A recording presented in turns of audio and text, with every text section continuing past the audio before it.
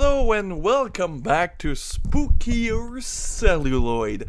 And today I am talking about a film that I adore, and from a director I love, who's I wouldn't say underrated, Mario Bava that is, but I'd say he's been kind of overshadowed through the years, as you know, fans have gotten younger and younger, by his contemporaries and the people that came after him, more specifically, the Dario Argento, Lucio Fulci of this world, which is kind of sad because as a fan of older, Italian horror, Mario Bava is the GOAT. He is the greatest of all time. He is one of the men that, if it wasn't for him, the Italian horror scene would have probably been very different.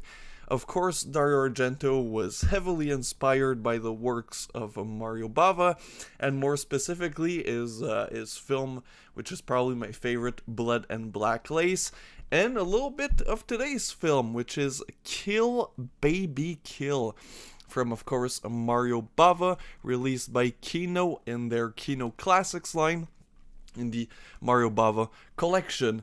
Now, this one is from 1966, and it's very underrated. The way I discovered this film is when I first got into exploitation films, after seeing Tarantino and Rodriguez's Grindhouse, I looked at trailer compilations, online trailers, and this one was one that popped quite often because I think it was re-released in the 70s, maybe, in the US, and we have the English dub on this one, and if you're watching that, Grindhouse exploitation trailer, it's very misleading. This is not an exploitation film. In fact, the only film Mario Bava ever did that I would consider classical exploitation film would be Rabid Dogs, which is also one of my favorites. Very underrated. Probably Bava's most underrated film. This one is fucking great. It's right up there with his more well-known, more well-respected gothic horror tales, right up there from Black Sabbath, Black Sunday, but this one isn't an anthology like these other ones are. This is a single film. It's about 82 minutes long. It goes by very fast. It's decently paced. A lot of newer film fans would probably find this a bit slow, and it's definitely a slow burn. It's about this doctor who arrives at this village where there's already a police officer there to solve a mysterious death. However, the village is very superstitious. Now, like a lot of Bava's not early films, but mid to early 60s films, they do deal with the themes of superstition and, of course, poverty and small Italian villages, or I think in this case it might be German, because I think this might be a German co-production. Anyways, so the doctor goes to the village. There he meets Monica, who's also coming to the village. She was born there, and she went away as a kid, and then she studied sciences, so she'll help out the doctor during the autopsy. But of course, the village being very superstitious, very, very backwards, they don't want the doctor to do an autopsy because, as they say, the dead shouldn't be messed with. Very old way of thinking. That's it's a very old way of thinking. I think it's more present in Catholicism and Christian religions, where you don't touch a dead body. In the village, of course, the detective can't get anybody to talk because all they say is this legend that this young girl died, and then the village was cursed, and then that would lead to a bloodshed. About 10 people have died ever since that event, and they are all young and healthy, and they just bleed to death. Now, this one oozes atmosphere. It has a lot of fog, a lot of great lighting that inspired Dario Argento, playing with colors, reds, greens, and blues, of course. which looks brilliant on this transfer. Um, it's yeah, it oozes with atmosphere. It is super spooky. Like, this is legit like gothic spooky. This is perfect for like a night where, of course, I'm not watching it at night, I'm watching it before work. But if you watch this at night around 11, 12, maybe even 3 a.m., the witching hour, this would be perfect to set that atmosphere. There is a lot of creepy kids and creepy dolls. Again, probably inspired Deep Red in that manner with the, creepy dolls that move somehow. Um, there's castles. It's Bava's gothic horror work is very similar to Universal classics, but with a very modern twist. And like I said, he deals a lot with superstition, religion, and it's very interesting. It's beautifully shot, like most Mario Bava things.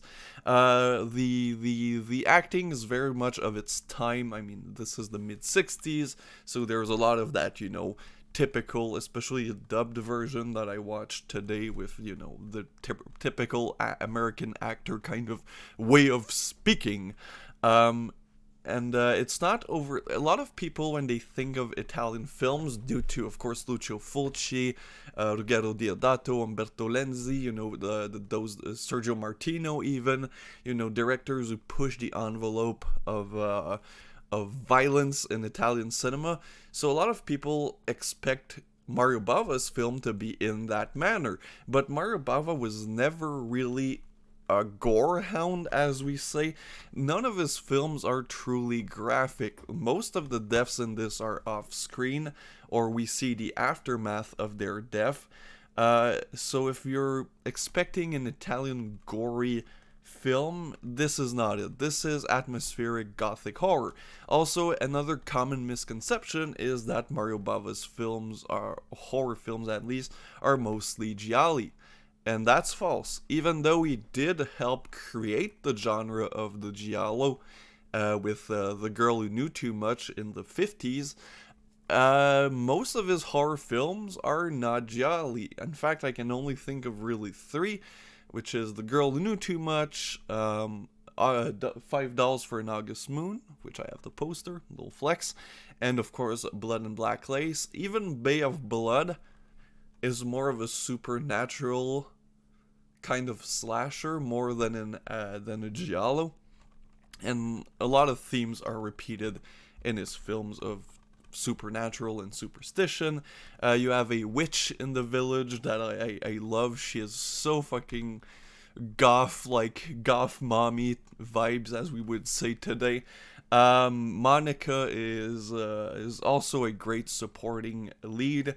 Honestly, the doctor does a pretty good job, but the highlight in the acting is really that witch and Monica, and the kid, who's surprisingly very good at being creepy, and she's not dubbed by a silly adult woman trying to play a child like in The House by the Cemetery.